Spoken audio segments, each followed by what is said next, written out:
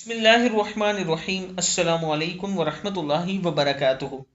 عابد راضی چینل کی طرف سے آج میں اپنے دوستوں کو رسول اللہ صلی اللہ علیہ وآلہ وسلم کا ایک فرمان بتاؤں گا، آپ دوستوں نے اس پر ضرور عمل کرنا ہے۔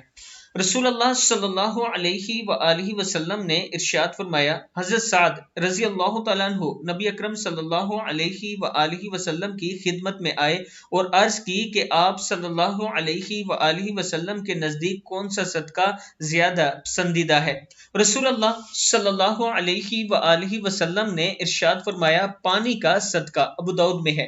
یعنی جو پانی کا صدقہ ہے یہ بہت ہی پسندیدہ تھا آپ صلی اللہ علیہ وآلہ وسلم کے قریب۔ میں اپنے دوستوں سے گزارش کروں گا کہ اگر آپ کو اللہ تعالیٰ نے مال و دولت دی ہے تو یہ صدقہ ضرور کیا کریں۔ جہاں کنواں یا بور وغیرہ نہیں ہے وہاں پر ضرور یہ کوشش کیا کریں کہ آپ اپنا پیسہ خرچ کر کے لوگوں تک پانی پہنچائیں۔ یہ بات یاد رکھنا کہ یہ صدقہ قیامت تک آپ کو ثواب پہنچاتا رہے گا۔